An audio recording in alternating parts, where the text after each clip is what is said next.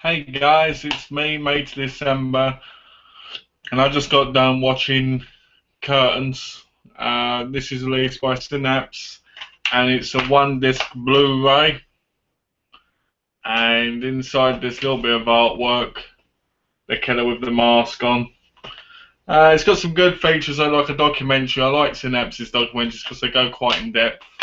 And to be honest with you, I'm a bit on and off with the film. I'll tell you why. Basically, what happens is it opens up with like these curtains opening. It's like animated, kind of like animated comic kind of curtains moving, and you get this woman repeat saying these lines, and basically she's on the stage doing like a bit of a script to show a guy called Stryker, who seems to be like a, I don't know, film producer or something. I can't remember, to be honest.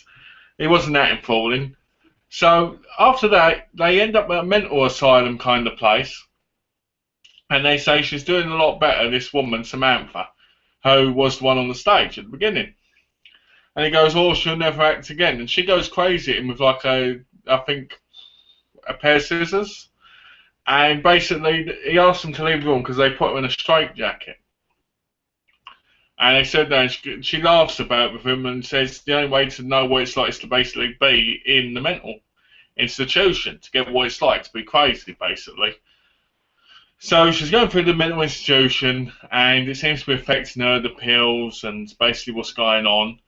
And slowly but surely, she just looks more and more like it's affecting her mentality, that it's getting to her, that it's affecting her in ways.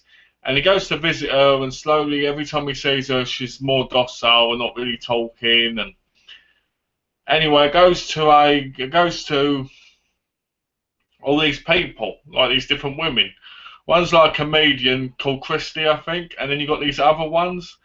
And then all of a sudden you've got Samantha out of the asylum place, and she's burning pictures of all these women, and she's talking to someone on the bed while she's doing it. So I'm sitting on the bed, and she's finding the things in the fire, and she goes on about how she's not going to let them get the part. So one by one, as she's doing that, you get to know these characters, like their history and that. And then somebody breaks into this woman's home, and basically he grabs hold of her. It turns out to be her boyfriend, a blonde woman. I can't remember what her name is. She wasn't in it much, and she gets killed pretty soon. And then basically they're all at this kind of like ski lodge place. I don't know if it's just bad snow, because there's a skiing. There's like a not skiing, snowblading. I can't remember what it's called. When they're on the snow skating. That's it, ice skating. Sorry, bit tired, so I'm a bit, what do you call it? Ice skating team. Anyway, so basically, you get to know all the characters as they're sitting around the table, and basically, Stryker is basically telling them they have to audition, and basically, according to Samantha, at one point, I don't think there is an actual acting job, but he's doing it for his own pleasure or something. Whether that's true or not, I can't really remember.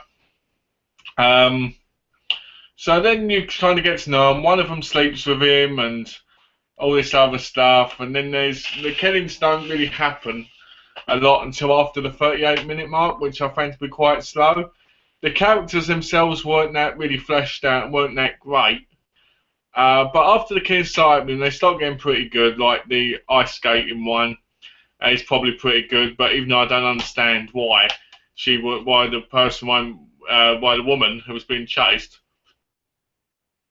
was running with the doll in her hand. It's a bit silly. But that's probably one of my favourite scenes.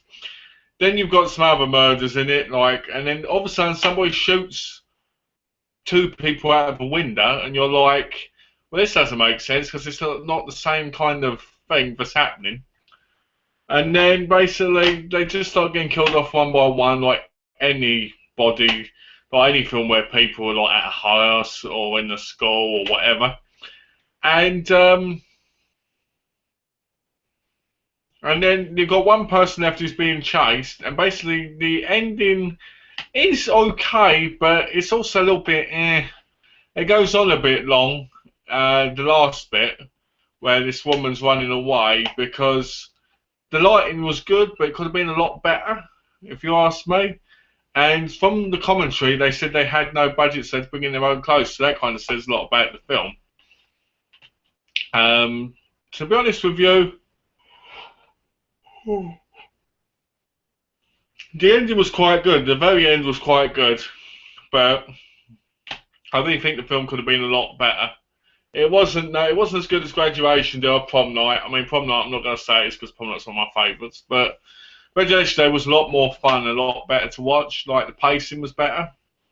The guy who played Stryker was really good, and the guy who played him was really excellent in the role.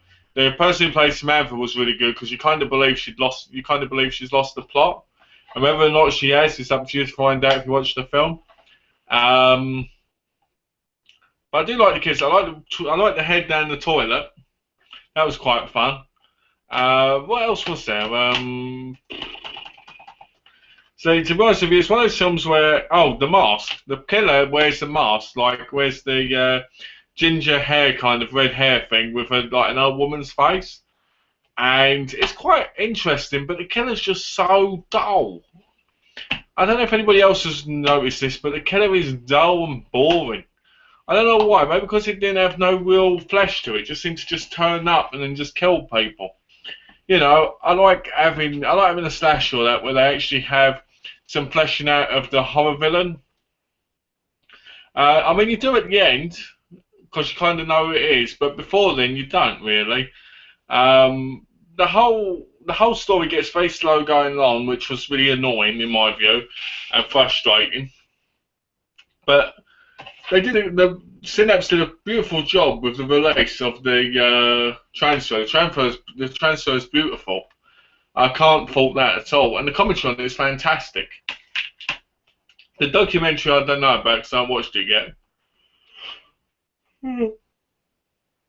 But guessing from the Prom Night one, I'm sure it'd be pretty good.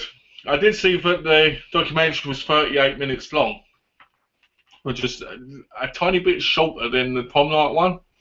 But that's got nothing to do with it. You know, it's nothing to do with the actual film. The film was released in 1983, and Rogue Morgue, I think it is, Rogue Morgue, in their very first issue, I think it was not their first issue. I mean, in the horror block, but I got very issue in the horror block. They have a whole spread, kind of like 5-page thing about this, and apparently the movie was changed to like a different film halfway through because they didn't know where they were going with the plot. So that could explain why it's a little bit off, on and off kind of thing, and a bit different. Whether there's truth to that or not, I don't know. But that's what it said in the magazine. So yeah, so this is Curtains, and to be honest with you, I'm sorry about the review not being as good as the others. To be honest with you, the film wasn't that great. I found myself getting bored halfway through because I thought it was really slow. But I did enjoy it near the end. And that's not because it was ending, that was because it's like picking up. But I was expecting a better ending, I was expecting a little bit more fleshing out. But other than that, this is a great presentation for Synapse. If you like slow and you're just a normal slasher fan, especially of 80s or anything else, I highly recommend getting it just to put in your collection like I am, basically. So thanks for watching. Next review coming up is Dead and Buried, I think it's called. Yeah, Dead and Buried. So look forward to that one coming up shortly. So thanks again, take care, and enjoy your day.